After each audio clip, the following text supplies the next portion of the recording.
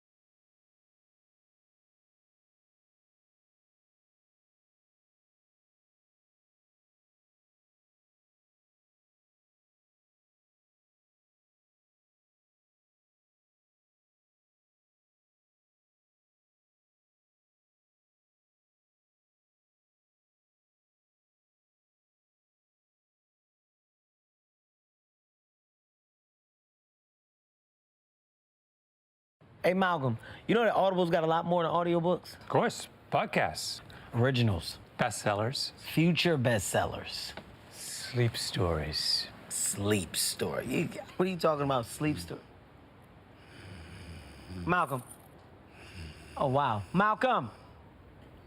Malcolm. Hey, no, Roxy. Hey, Roxy, get out of Malcolm's house. The most inspiring minds, the most compelling stories, all in one place. Audible. Hi, I'm Kelly Link, and I have had the privilege of being a judge for the last 2 years with Tananarive Due and Tim Pratt in the Ray Bradbury Prize category of the LA Times Book Prizes. And now I'm your host for tonight's panel. Thank you all for tuning in to the 26th Annual Festival of Books and our virtual event, Speculative Fiction, The Real and the Unreal, presented by the Ray Bradbury Foundation.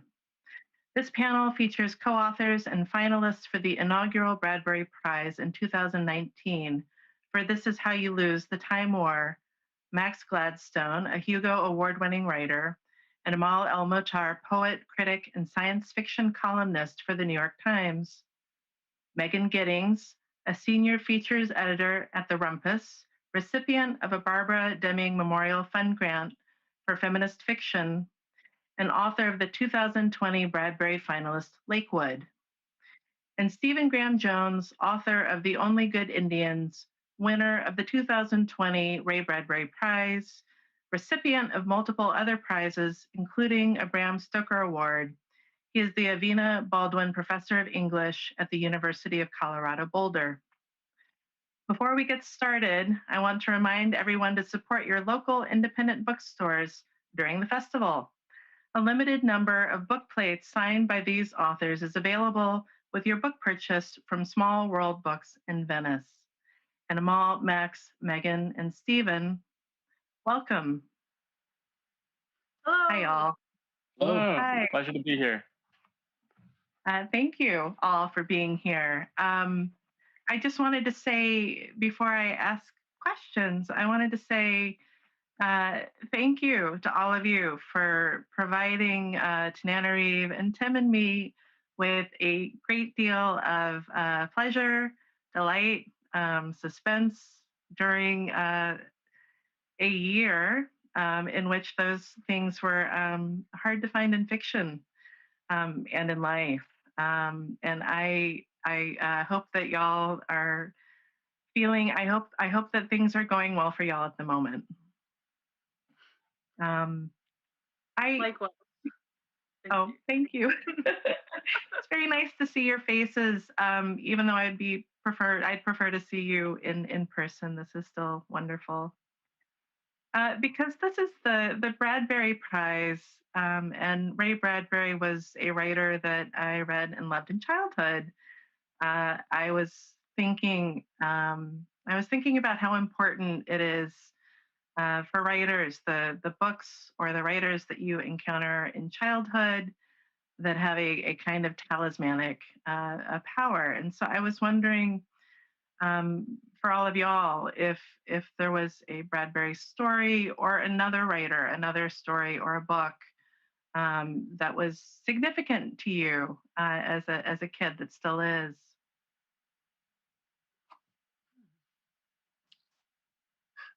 Yeah, The Veldt. I read that in late elementary, and I wasn't reading much then. I think it got assigned in class or something. And that story, it like broke my mind open and then kind of filled it with terror, And I think it stayed that way ever since late elementary,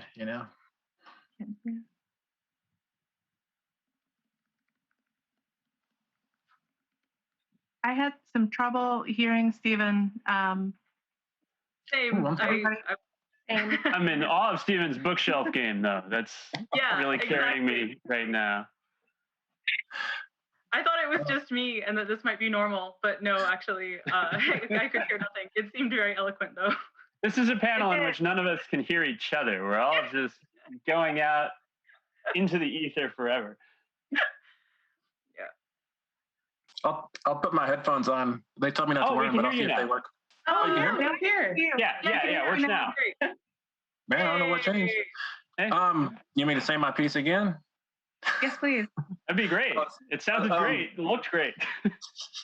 In late elementary, in some class, I got assigned Ray Bradbury's The Veldt, and that story kind of just like broke my mind open and also filled it with terror. And really, I think that story was responsible for me kind of seeing all the wonder that's possible on the page, you know.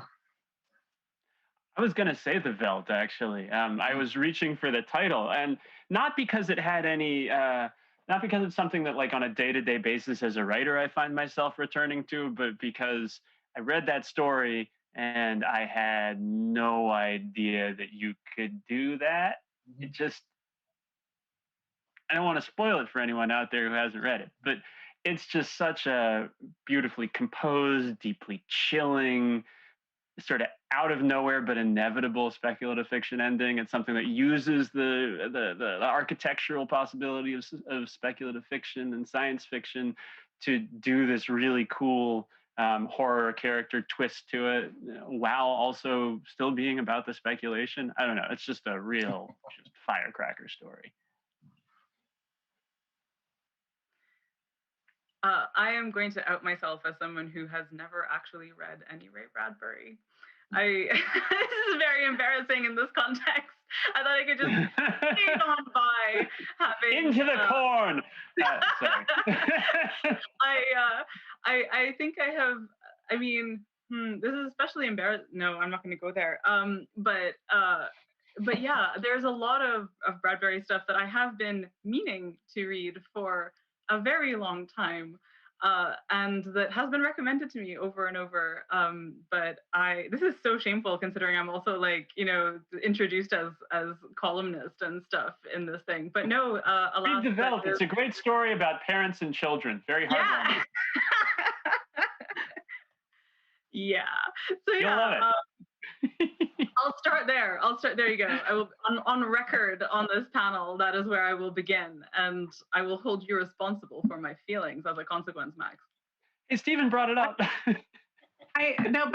I know you are such a passionate advocate for books. I wonder who that writer would be for you, the childhood book or author. Oh gosh, I mean, so this is so it's going to seem like such a basic response, but it's absolutely Tolkien for me. Like I read The Hobbit at, the most formative possible age of like 7.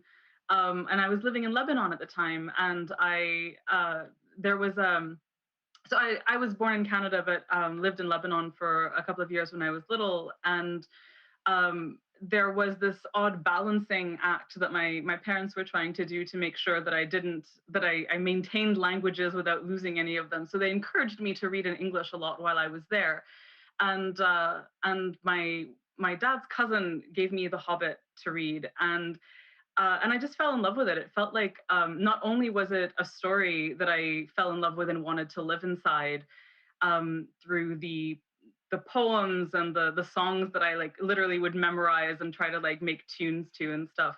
But there was a biographical note somewhere in that edition that I genuinely can't even remember if it was like written by Tolkien or about him, but it said something like Tolkien began by writing poetry and then wrote short stories and then wrote novels. And I was like, oh, I guess that's how you become a writer. Like there's this template. You start with the small things and then you write the bigger things. And I'm somewhere along between, half novella. I'm at that point between short story and novel at this point, according to that progression.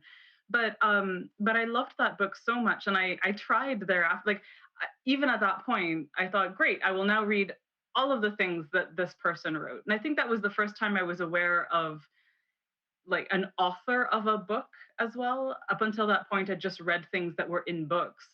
And so like fairy tales and various other illustrated things. But in this case, it was like the presence of the author felt real. And I tried to read other books that were a similar size to The Hobbit, like Tree and Leaf, which is not as accessible to a 7-year-old. But it was, but I sure did try. And thereafter, like, have come to appreciate a lot more of Tolkien's work and stuff. But that is the one that definitely, like, at that age, I glommed onto, and since then I've had this relationship with other books that, like, made me feel the way The Hobbit made me feel, and that I wished I could have had at that age, like Naomi Mitchison's Travel Light. But I'll leave it there for me anyway. Megan. When you asked the question, I kept thinking about when I was like really small and reading The Lion, the Witch, and the Wardrobe. And there were two scenes that I read over and over. And one is where Santa Claus shows up and he gives all the kids weapons. And I remember being like, this is so good. And I would keep reading that part over and over. And then when they get to the mansion and all of these people and animals have been turned to stone. And it made me so scared and uncomfortable, but I couldn't stop thinking about it and reading that scene over and over. And I would be like, my covers over in flashlight style, and I don't know why I couldn't let go of those scenes. I think the other big thing that really affected me is my dad gave me his stack of comic books. And I don't know who wrote all of the X-Men comics of the 70s and 80s, but some of it was he was like, look, there are Black people here. You need to read these. But it was also just anything could happen. And it was so exciting to me to be in a place where, yeah, you can fly through the air. You have claws, you have weather. And it was just treated as everyday fact. And I think that really put me on a path of wanting to have a big imagination and cultivating one. Thank you. I was thinking that I think the first time I was aware of an author as an author was maybe reading Anne McCaffrey's biography in the back of the Dragon Rider books, because the biography was so enticing. It was Anne McCaffrey has one blue eye and one green eye, lives in a castle in Ireland with her cats, and she also has horses. And I thought, my God, this sounds great. This is absolutely the best possible life. I have none of those things, but it was and I most writers don't, but thank you. As each of you sort of named the books and the scenes, I thought, yes, that made me want to be a writer too. So during the last year, I can't say that I have found writing very easy, but I have found myself reaching for genre metaphors to sort of describe the experience of living even safely through a pandemic. The idea of the astronaut on a space voyage who was lonely, or being walled into a basement with some Amontillado, many versions of the apocalypse. And I wondered for y'all how the pandemic has affected or changed how you write fiction, or conversely, how writing fiction has changed your experience of the pandemic.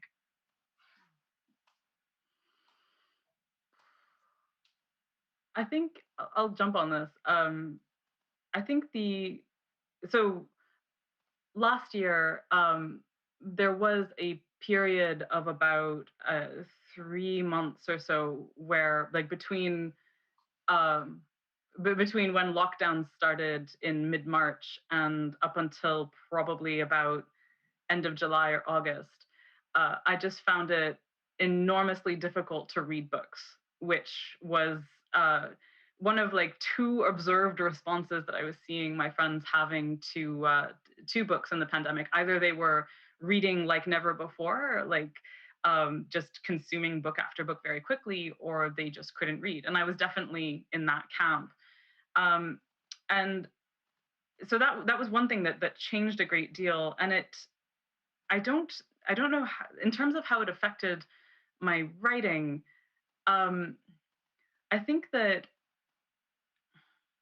the thing that I found changing in my head constantly was this sense of multiple realities needing to overlap in terms of just configuring the pandemic in my head. So that I had to simultaneously behave as if I was already infected in order to not infect other people, but also had to, you know, distance myself from people in order to not get infected. So you kind of like just existing in this state, this kind of quantum state of both infected and not infected, infectious and not infectious. And even just the kind of daily paradox of trying to take care of people by keeping your distance from people, which felt so inimical to the way that we usually care for each other. Those superimposed realities were really, they just made me feel in a state of almost, how can I put this? There's a kind of crying, I think, that a kind of like tenderness or vulnerability to a certain kind of being in tears without necessarily crying that I think I just felt a lot of the time. And it made me want to write a great deal while not actually feeling able to write at all. It was like, it was as if I was inhabiting a state that I usually sought out when writing, like a state of vulnerability and openness and connection to things, but that was sort of suspended at the same time. So that was difficult. At the same time, the only writing that I did last year was actually with Max, was to write the pilot episode for prospective TV show of This Is How You Lose the Time War. But aside from that, I didn't write any fiction last year at all. I was just kind of consumed by the moment and just kind of the experience of it. I wanted to write poetry. I wanted to write stories. Ideas for stories were coming, but the prospect of actually sitting to write any of it seemed very remote.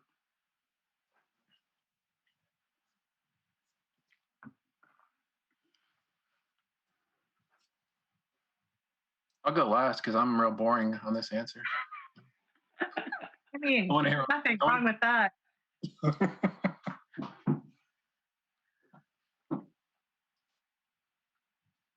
I can go, I think.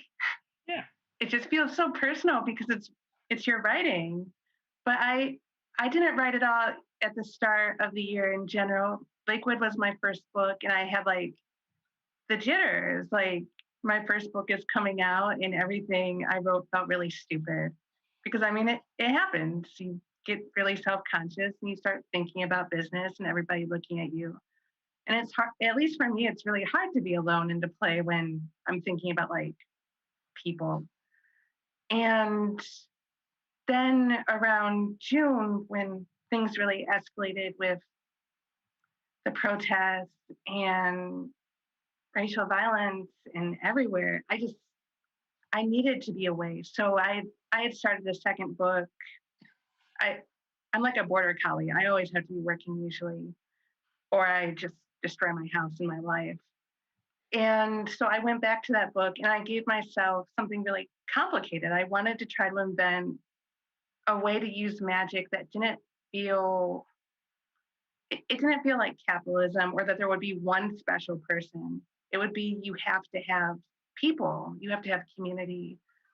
And it made me really throw myself into my next book because I was so elsewhere and so focused on how can I make people need people again? How can I try to build a place that doesn't feel like an utopia, but it still feels like community is actually important. Like we'll take care of each other. There won't be someone being like, fuck you, I won't wear a mask. Oh wait, can I sit? It's too late, I already said it. But, yeah. But I wanted to find a way to be with people, and the closest I could get there and to feel like I could trust again was in fiction. And then I started writing in just kind of a blur.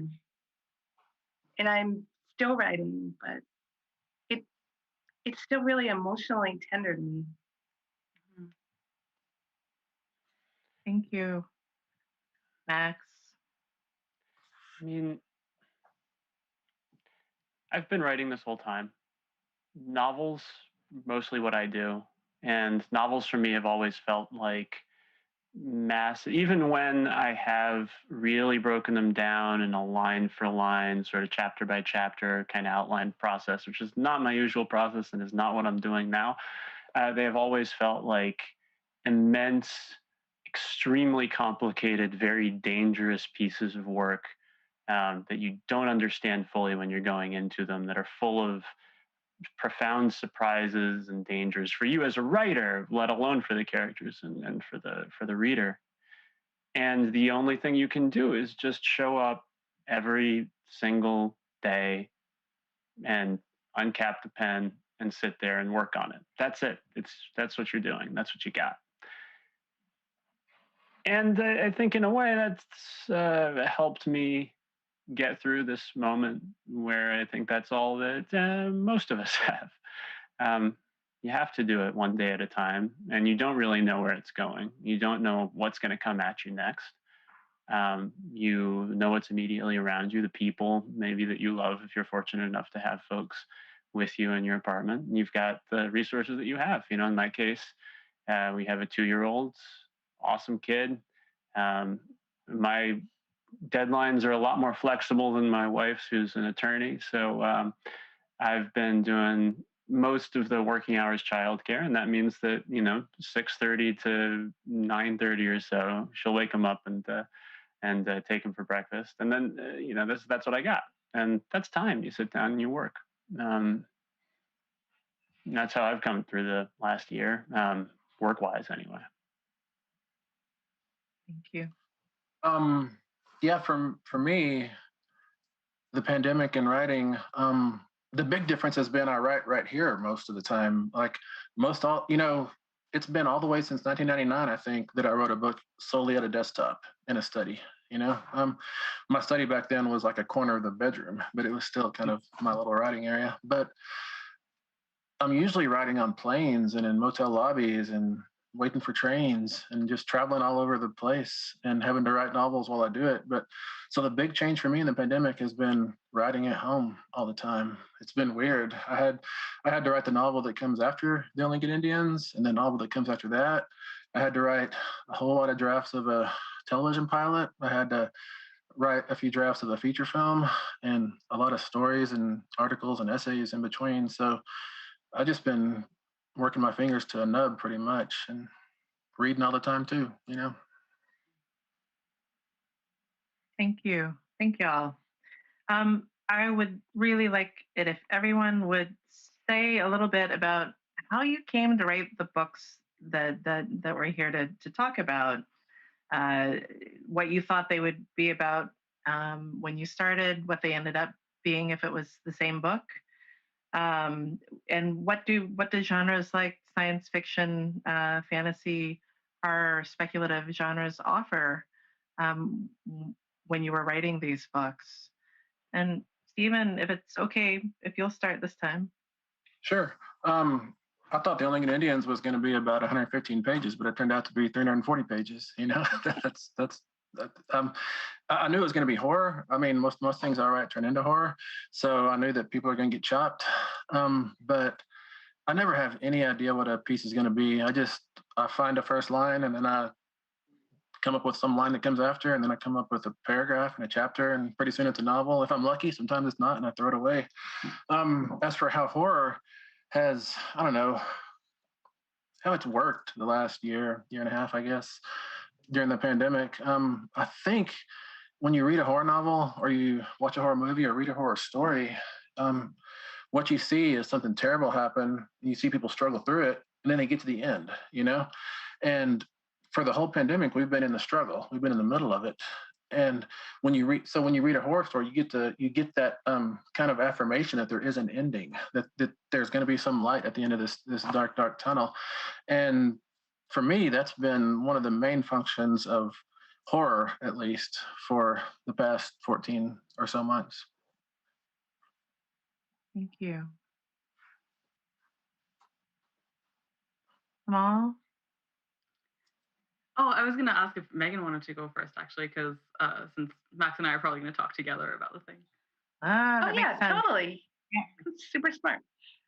Um, I didn't really even have a sense when I started Lakewood that it was going to be my first book. I started writing it as mostly a literary novel, thinking a lot about grief and actually the American medical system. And then I realized it was really boring because, I mean, it was so sad and not a lot of exciting things happened. And so I started to bring in elements of horror and also speculative fiction because I thought they would do two things. It would capture the anxiety of living without much money and also being in a predominantly white space when you're Black. And I also thought that it would give me room to talk about the things I wanted to talk about without someone saying, hey, you're ranting at me. Because that was the other thing. The first draft of this book felt more like a very strident rant at times about how unfair many things are in this country. And I needed like the space to actually have a book rather than a bunch of blog posts with some weird things happening. Thank you. In our case, yeah. Go ahead, Max. I was actually trying to like think of a point in the question to like jump onto in terms of our project and stuff. I mean, how did you come to write this book? Like, basically, we knew that we liked each other's work, that we wanted to write something together. We had been friends and had been corresponding for a while, like writing each other physical letters back and forth because it was a way to handle a lot of things. Among them, I think we were both.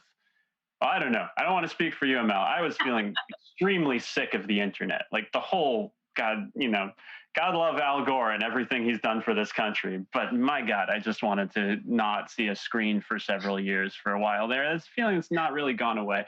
But anyway, setting that to one side, we'd been writing each other letters, and that was wonderful. We read each other's work during this time, and I think there was a feeling on both cases, and correct me if I'm wrong, that we could sense that we were interested in very similar things, even though we had very different styles and very different angles of approach. So we wanted to write something together. We wanted it to be finishable. That was important for me. Like I love writing the end on something. I love being able to ship it, send it out, get it done. So we're both kind of dancing around people. So that meant not so long. Novel was probably not going to get done. Let's just write a novella. That's fine. That's the thing that people publish and put between covers. And we wanted to make sure that it wasn't, that it was something where both of our styles, both of our angles could really come out and play to their fullest extent, where we weren't curbing or dancing around one another or trying to create necessarily like a strong fusion style at first. What ended up happening was we were responding to one another a lot in the course of writing the book. And so we started kind of biting each other's style or learning or spinning. I'd read something that Mel did and think that was awesome and try to spin it back at her. So that also dictated the form of the novella in a way. It needed to not be so long, and we needed to be something where kind of a two-hander, where one or the other of us would take one character. And we knew that we wanted letters to be part of it, so the characters could have a kind of direct address. And that really, that was a lot of what we knew going in. Yeah, we also knew that one of the reasons we wanted letters was because of the connection to time travel, where we knew that like there is a kind of time travel in letters, where in physical handwritten letters, where there's a delay between the writing and the receiving of the letter. It means that every time you sit down to write a letter, you're addressing someone who doesn't exist yet. You're simultaneously addressing someone who doesn't exist yet, in as much as like the person who receives the letter will be a few days or weeks on from the person, from the moment that you're writing it, but you're also addressing someone who doesn't exist in as much as you're addressing like a past idea of that person, like the last time you spoke to them or the last time you interacted. And the you that's in the letter doesn't even really exist either, right? Like, exactly. It's something that we forget when we're in emails all the time, but often you're reading a letter and it's presented to you in the course of the 5 to 10 to 15 minutes that you're reading this thing that somebody else has written. But they were sitting down to put pen to paper like 5-6 times maybe in the course of writing it. It's very rare that you'll read like a 3-4 page 5-page letter that somebody's written all in one single go. So and like you have this sort of jigsaw assembly of like somebody's in tears here, and then is feeling totally better, and then is in tears again at the end of the letter. Like you're visiting their life throughout the week that they're writing the letter that they're going to send you, as much as they're visiting you. Exactly. So we wanted the intimacy that comes from, committing the self of your moment to this paper and committing that to someone who doesn't exist yet is this enormous act of trust and intimacy and vulnerability. And we wanted to have that connected to a time travel narrative. We wanted to have that, to literalize that metaphor essentially. And so, out of those things that we wanted to write about, we were like, let's have it be an edit war. Let's have it be a time war. But we'll background the time war so that we actually have it be about the relationship between two people who are discovering each other through this medium, this medium of writing letters to each other across time and space when they actually have all of time and space at their disposal, and see what comes of it. And what came of it was the book. Thank you. So I have a couple more questions before we move to the audience, and very quickly, I'm wondering if there is a book or a TV show or a game or some kind of music, an album that's given you joy or comfort in the last year. And I ask this because your books were very much that for me over the past 2 years. So. Thank you. Thank you. I want to shout out Rina Sawayama's album that I like. So I only just discovered her music in the last couple of months, and whenever I discover new music, I become extremely obsessed with it and listen to it on loop constantly until I have absorbed it into my being, and that's more or less where I'm at with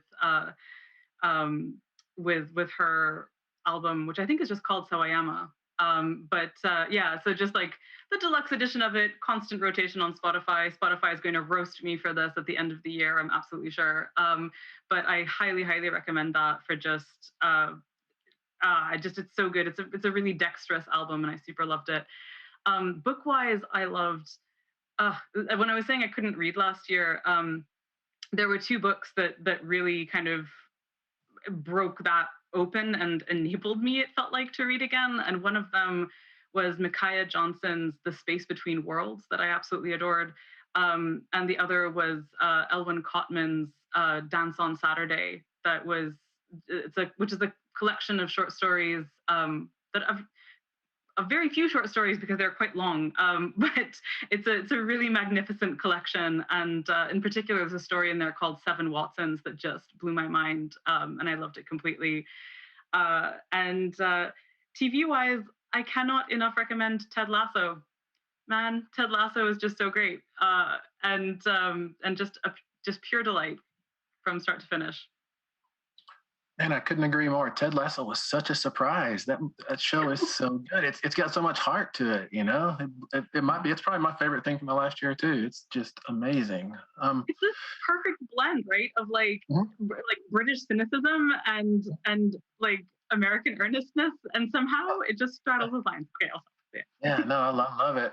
I guess during the pandemic, we've all been locked in, and the thing I've missed the most probably, I don't miss the airplanes, the trains, the cabs, and all that stuff, but I do miss the conventions. I miss walking out onto the floor of a hotel lobby and seeing a sea of black shirts and knowing I'm home. This is my people.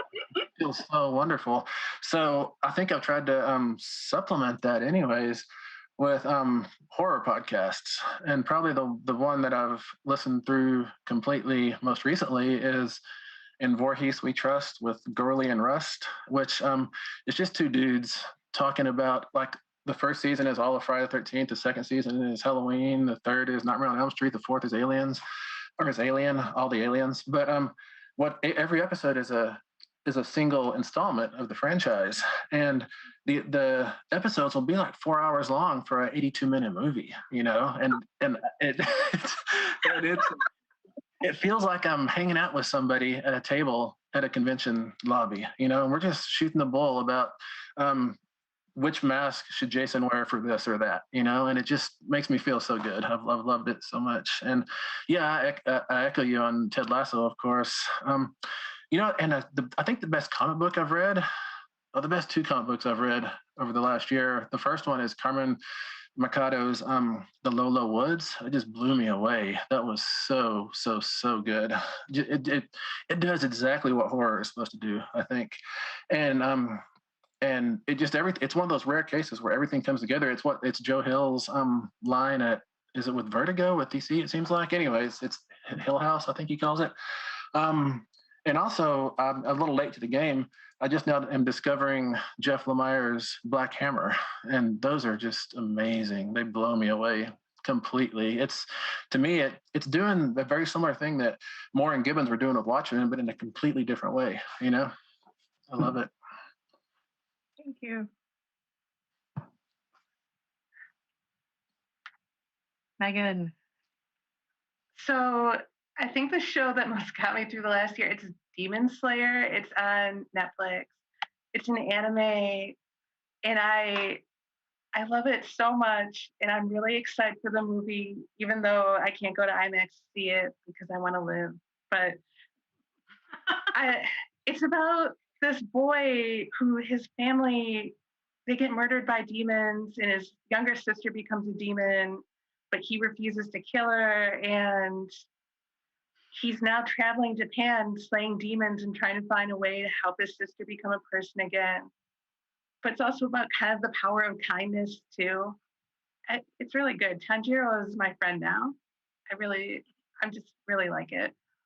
I really like Bestiary by Ming Chang, where it uses like folktale and the wildest language, and it's so beautiful and strange. And it was probably one of the books that I kept reading over the year because I couldn't figure out how she did it. She's also like infuriatingly young. And what else did I read? I think the book that made me start reading again was Annihilation by Jeff Vandermeer, where I'd read it before, but I love it so much. And when I couldn't read, I picked up the first thing I could think of, and that was it. I'm trying to think of what I listened to. God, everything. Anything to feel like the days were passing. But I really like the new Jay Electronica album. It was really, really good. Thank you, Max. Yeah. So let's see. Book-wise, I have a thing for starting huge canon works in catastrophes. Because it feels like, oh yeah, I'm locked in. Let's just do this thing right now. I started Infinite Jest in the middle of one of those once a century hurricanes that we seem to get every other year these days, things like that. So back in March, I texted March of last year. I texted Porter Square Books. I was joking with them on Twitter. Can you guys get me that Modern Library Proust collection like in a week? Because it looks like I'm going to finally have time to get to it. And they said, "Are you serious?" And I said, "Sure, why not?" So that showed up on my doorstep on March 16th or something like that, and I've been chewing my way through it ever since, and it's amazing. It's something that really rewards having the slow pace. You really want to be able to sink into it like sinking into a bath. I don't know if I'd have been able to like read it on a commute or anything like that, but God, it's been a great companion for the last year. I finished it back in January. Also, and in a completely different way, a lot of what I've been doing book-wise is rating my own shelves, like things that people gave me or loaned me, saying, "You should absolutely read this," like a few years ago, and I've never gotten around to them. And I stumbled into Sarah Caudwell's Hilary Tamar mystery novels, which are amazing. I don't think I've laughed this hard out loud at a book, maybe ever, and certainly not since I was reading like Terry Pratchett as a teenager for the first time. They're absurd, over-the-top comedy of manners, sex farce mysteries about a bunch of barristers in London in the 80s who all talk like they're in Dorothy Sayers' novel. It's fantastic. The main character is this utterly pretentious nonsense person of an Oxford Don historian who spends the entire book series desperately trying to finish their treatise on the concept of causa and the common law. It's if you know any lawyers, it will be even funnier. But if you don't know any lawyers, it's still great.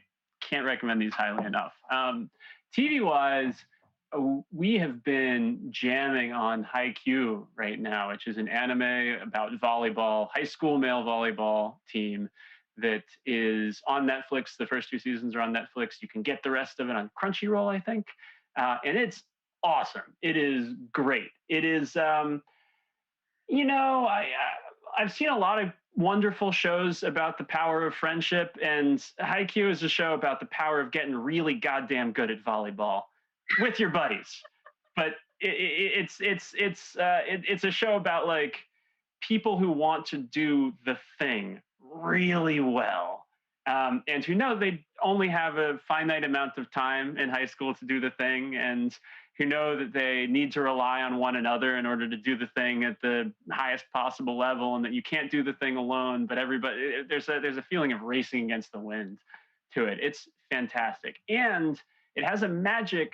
If you've seen a lot of anime, of making the opposing teams and any sort of adversaries that pop up in the sort of course of the story both feel like anime bad guys, like the stereotypical, really big dude with weird hair, but also at any moment when the story coalesces around a very particular kind of tropey anime picture of how things work, it spins. And then you suddenly realize that these are just high school students who are also really good athletes in a way that feels extremely mimetic to like my memory of being. And every time I've been on a fencing strip opposite a person, for the period of time you're opposite them, they're kind of a villain, not like a meanie, but they're somebody that has like powers that you don't understand. They're an obstacle that you're trying to overcome, or something you're trying to wrestle with. Maybe they're representing some part of your game that isn't complete yet. But then it's finished, and you like go over and shake their hands, and this is like skinny 5'10" dude who's into the same nonsense that you are, and like you've got an enormous amount in common. So it's an anime that is. It's a sports anime that is deploying all of the tools of the genre, but is also conscious of how all these people are actually people in a pretty realistic world. It's stellar. I'm really excited about it.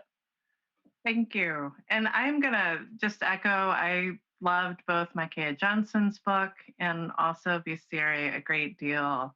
But I've also made some notes during this. So before we go to audience questions, which I have a small stack of, I wanted each of y'all to read 1 or 2 sentences from your work, so that the audience who is listening has a feel for what you do with story.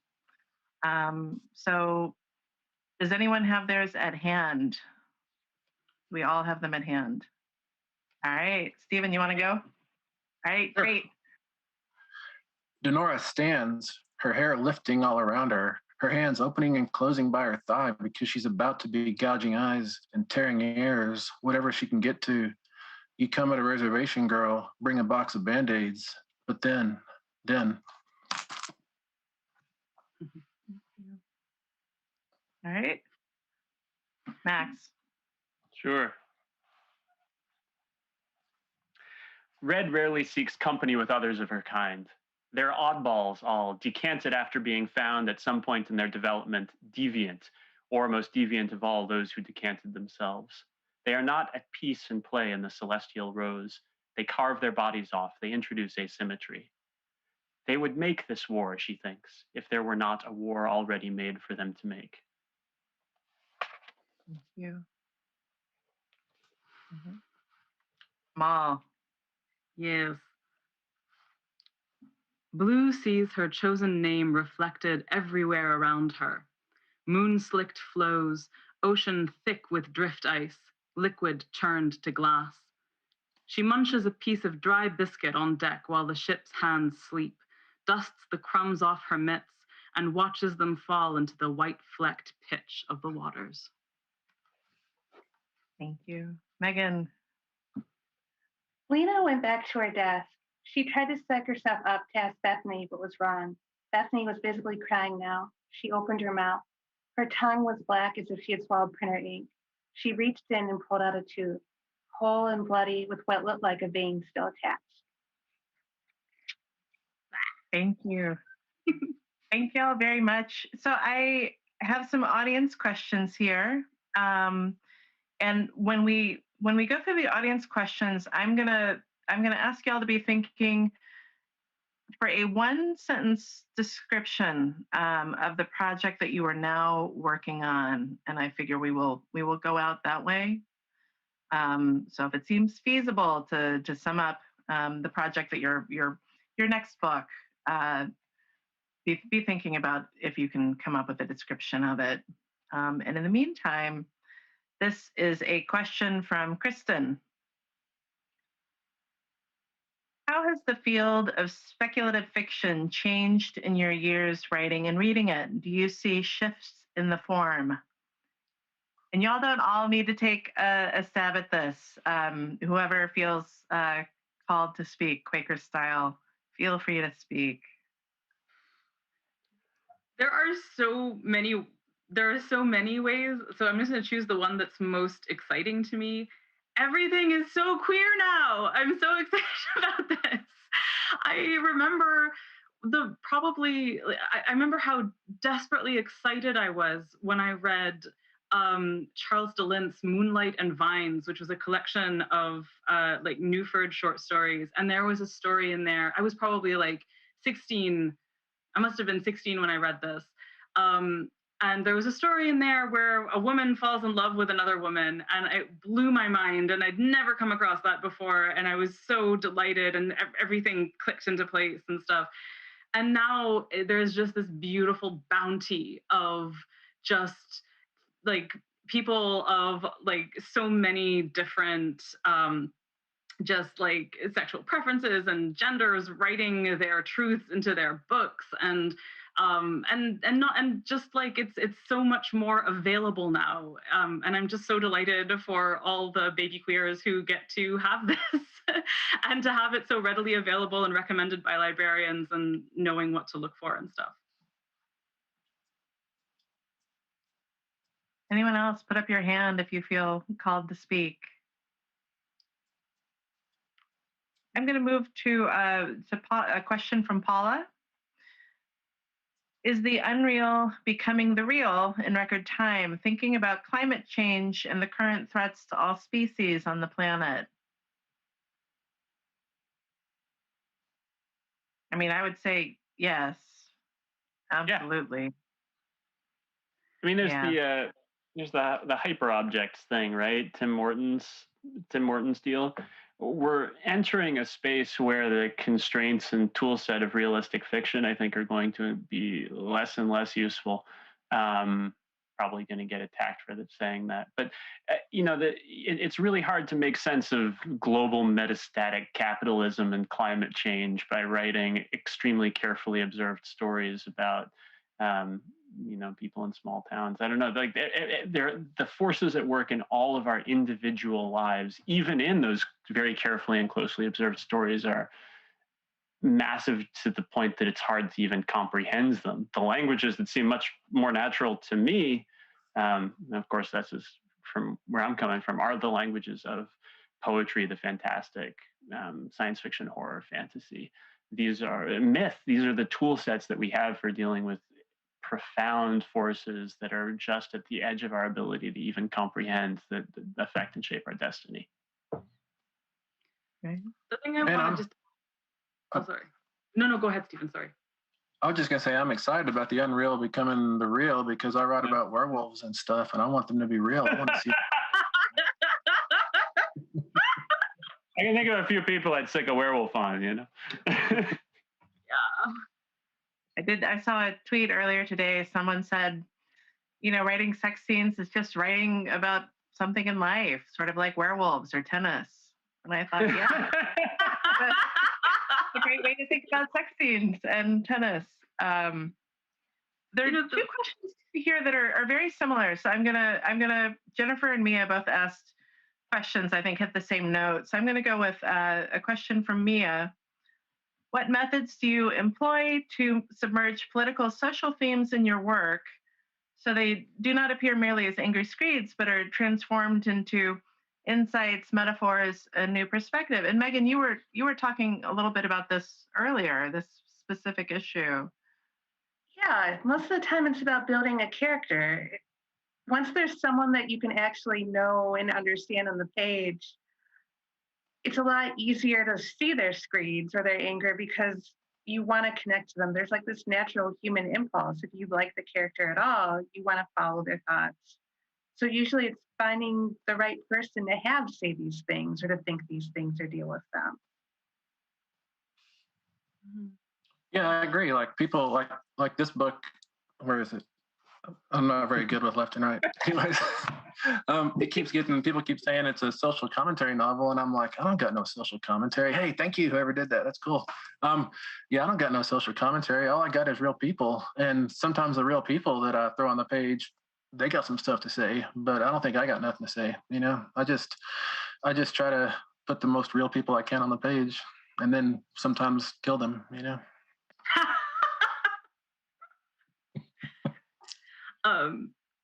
The only thing I want to kind of say to that is I think that we're all schooled from a really young age to, hate and fear didacticism, like capital D, didacticism. It's the worst thing you can have in fiction and stuff like that. But I feel like didacticism is just the failure mode of pedagogy.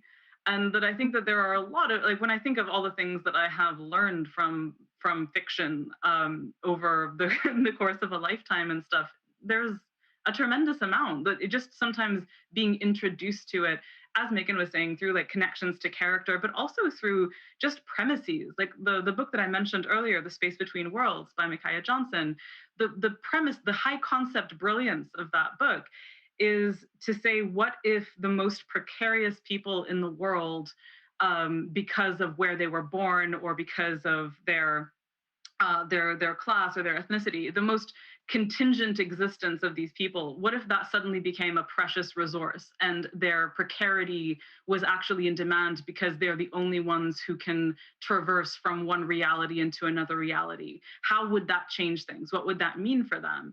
So it's absolutely brilliant social commentary and critique, but it's also a very, very fast-paced thriller that's extremely pacey and character-driven and has a magnificent voice at the core of it.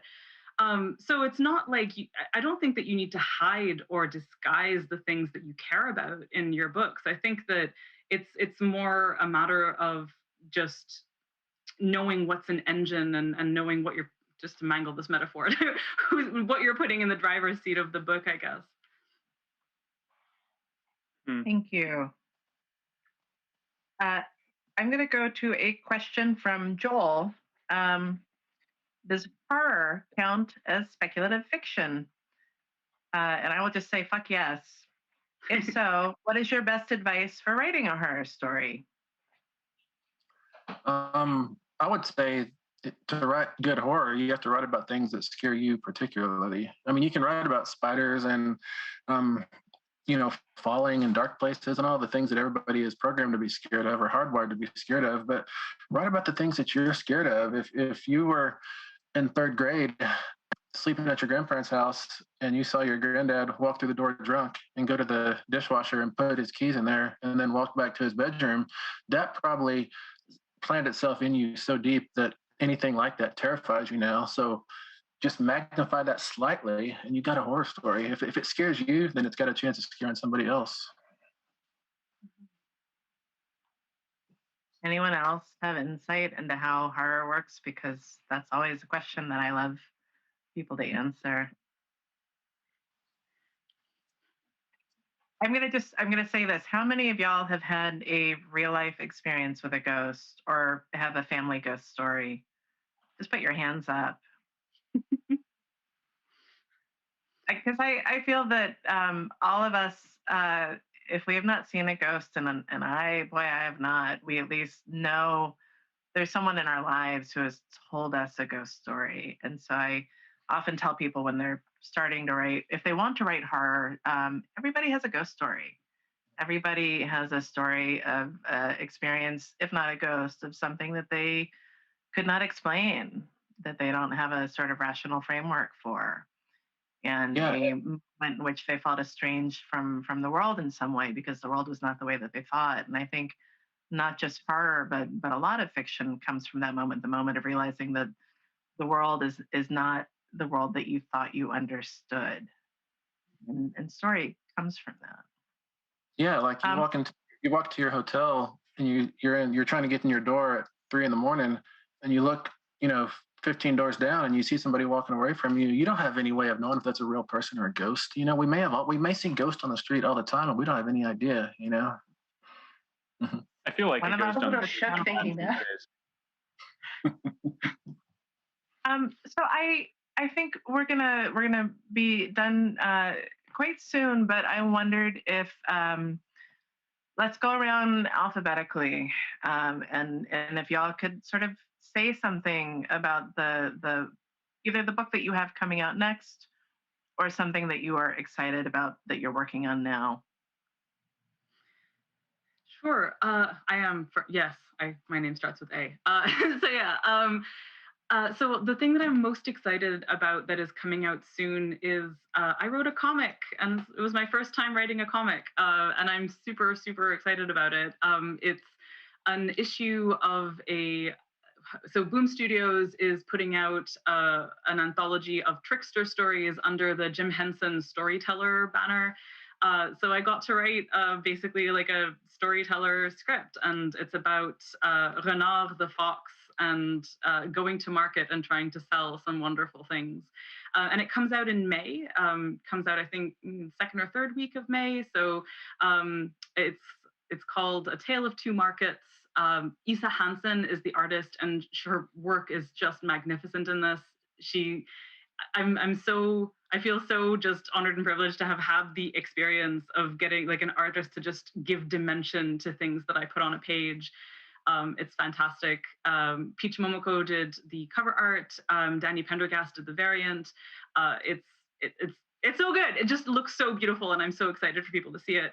The thing that I am working on right now in a sort of still quite speculative way is I desperately want to write a retelling of the Cruel Sister ballad, where the older sister is not the villain. I have no stake in this matter, obviously, not being an older sister or anything. I am, but that has nothing to do with this, probably. So yeah. Thank you, Max. Sure. The next thing that I have coming out is a novel called Last Exit, which I was working on for a decent chunk of the last year. It's a novel about college friends who, back when they were all together, figured out a way to go into alternate realities, other worlds by driving on the highway, and made some extremely terrible mistakes. And now, 10 years later, they're all a little broken and a little hurt and trying to get back together to see if they can fix them. Thank you. All right, Megan. My next novel, it's right now called The Women Could Fly. It's out in August 2022. That always feels like a made up date, but it's true. It's coming out next year.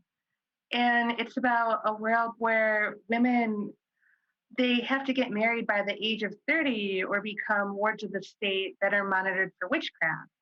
And they have to give up their jobs in regular life if they don't agree to get married to someone and register and do all these things.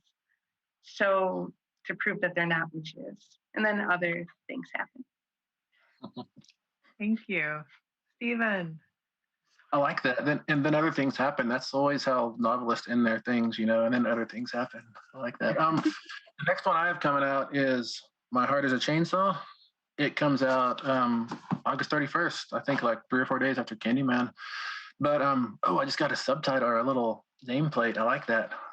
Anyways, it's about Jade Daniels. She's the most hardcore slasher fan ever. She has been praying at the altar of Craven and Carpenter for her whole life to bring a slasher to her little high mountain Idaho town. And then a slasher shows up and starts carving through people. And she has to figure it all out. Thank you. I am really, really excited about all of these books. Thank you for writing more books. So thank all of you, Amal, Max, Stephen, Megan, for joining this conversation. Audience, don't forget to check out Small World Books, where there are a limited number of signed book plates available with your book purchases. They hope to see you soon. And I would also like to thank Ann Benny and all of the people associated with the prize who worked so hard to get Tananarive and Tim and me all of these wonderful books and solved a lot of other problems along the way. But thank you guys for participating in this. Thanks so much Thanks for so- having us. Thank Yeah, you. thanks a lot. Yeah. Let's do it again.